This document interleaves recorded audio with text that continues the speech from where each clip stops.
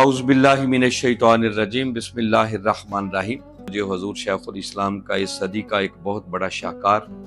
جو آپ نے ایک کتاب تحریر کی ہے القول المتین فی امر یزید اللعین،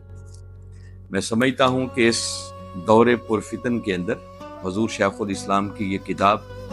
ایک ان کا بہت بڑا شاہکار ہے اور امت مسلمہ پر بہت بڑا احسان ہے۔ وہ دور جس دور کے اندر لوگوں کو تاجدار کائنات صلی اللہ علیہ وآلہ وسلم کی محبت اور بالخصوص ان کی اہل بیت اطہار علیہ السلام کی محبت سے دور کیا جا رہا ہے، اس دور کے اندر اس کتاب کا آنا میں سمجھتا ہوں یہ ایک بہت بڑی نعمت خداوندی ہے۔ حضور شیخ الاسلام نے بالخصوص، جیسا کہ اس کتاب کے نام سے ظاہر ہے، القول المتین فی امر یزید اللعین، یزید لعین کے بارے میں لوگوں کو مغالطے کا شکار کیا جا رہا تھا کہ اس بدبخت نے امام علی مقام امام حسین علیہ السلام کے قتل کا حکم نہیں دیا، اور پھر اس سے آگے لوگوں کو غلط فہمیوں کا شکار کیا جا رہا تھا کہ اگر اس نے قتل کا حکم دیا بھی ہے تو کسی مومن کے قتل کرنے سے کوئی شخص کافر نہیں بنتا، اس پر لعنت بھیجنے کی ضرورت کیا ہے۔ اور اسی میسج کو در حقیقت وہ پروموٹ کرنا چاہ رہے ہیں تاکہ امت کے سینوں سے کملی والے آقا صلی اللہ علیہ وآلہ وسلم کی اہل بیت اطہار علیہ السلام کی محبت نکالی جائے اور اس محبت سے انہیں دور کیا جائے۔ مگر حضور شیخ الاسلام نے پہلے نمبر پر جو اس کا پہلا باب رکھا ہے، اس کا عنوان ہی یہ ہے قرآن و حدیث اور مسئلہ کفر یزید۔ یہ جو کہا جاتا ہے کہ کسی مومن کا قتل کرنا، اس سے بندہ کافر نہیں ہوتا، حضور شیخ الاسلام نے اس کتاب کا آغاز ہی پہلے باب میں اسی فتنے کے رد سے کیا ہے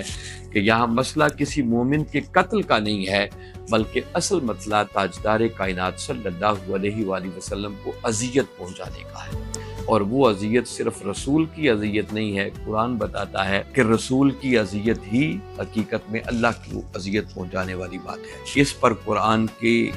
نص موجود ہے اور بہت سارے مقامات پر یہ قرآن پاک میں بات آئی ہے کہ جو اللہ اور اس کے رسول کو اذیت دیتا ہے وہ دائرہ ایمان سے بھی خارج ہے، کافر ہے، اور اس کے لیے ایک ذلت انگیز اللہ نے عذاب تیار کر رکھا ہے۔ تو اللہ رب العزت نے سورہ احزاب کے اندر یہ ارشاد فرمایا، ان الذین یؤذون اللہ ورسولہ لعنہم اللہ فی الدنیا والآخرہ وأعد لهم عذابا مہینا۔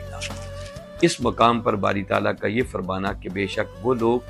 جو اللہ کو اور اس کے رسول کو اذیت دیتے ہیں، ان پر اللہ کی لعنت ہے، دنیا میں بھی آخرت میں بھی، اور اللہ نے ان کے لیے ذلت انگیز عذاب تیار کر رکھا ہے۔ اس آیت کریمہ کے اندر پہلی قابل غور بات تو یہ ہے کہ یہاں پر اللہ رب العزت نے رسول کی اذیت کی بات بعد میں کی ہے، اپنی اذیت کی بات پہلے کی ہے۔ در حقیقت بات رسول کو اذیت دینے کی ہے، اور اس تاجدار کائنات صلی اللہ علیہ وسلم کو اذیت دینے کے عمل کی سنگینی کو بیان کرنے کے لیے باری تعالیٰ خود کو ساتھ جوڑ رہے ہیں کہ جو میرے محبوب مکرم صلی اللہ علیہ وآلہ وسلم کو اذیت دیتا ہے وہ مت سمجھے کہ صرف رسول کو اذیت دے رہا ہے، بلکہ رسول کو اذیت دینا ہی حقیقت میں اللہ کو اذیت دینا ہے۔ اس پر مختلف ائمہ نے لکھا ہے، اور بالخصوص علامہ ابن تیمیہ نے تو بڑی وضاحت کے ساتھ، اور قبلہ حضور نے یہ ساری باتیں اپنی اس کتاب میں درج کی۔ اسی طرح باری تعالیٰ نے اس مقام پر اپنے رسول کی اذیت کو خود اپنی اذیت قرار دیا، تو اس سے اس عمل کی سنگینی کھل کے سامنے آ جاتی ہے کہ یہ کتنا سنگین عمل ہے۔ فرمایا یہ اتنا سنگین عمل ہے کہ ایسے رسول کو اذیت دینے والے کے لیے اللہ تعالیٰ کی طرف سے دنیا میں بھی لعنت ہے، آخرت میں بھی لعنت ہے۔ قبلہ حضور نے اسی کتاب کے اندر آگے یہ بھی بیان کیا ہے کہ یہ جو عذاب مہینہ کا لفظ آیا ہے، اور عذاب مہین جہاں جہاں بھی قرآن پاک میں بات آئی ہے وہاں بات ہی کافروں کی اور مشرکوں کی بات ہے۔ تو اس کا مطلب یہ ہے کہ جو شخص تاجدار کائنات صلی اللہ علیہ وسلم کو اذیت دیتا ہے تو یہ اذیت دینا در حقیقت کفر ہے۔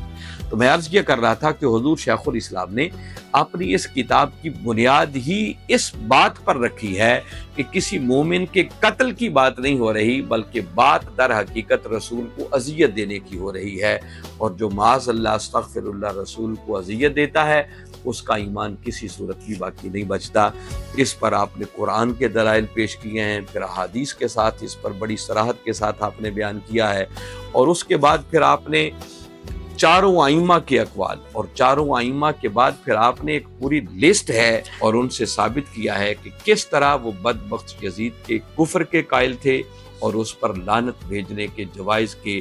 بعض لوگوں نے صراحتاً اور بعض لوگوں نے کنایتاً اس کے جواز کی طرف کس طرح اشارہ کیا ہے۔ یہ ساری چیزیں بڑی تفصیل اور صراحت کے ساتھ حضور شیخ الاسلام نے اس کتاب میں درج کر دی ہیں۔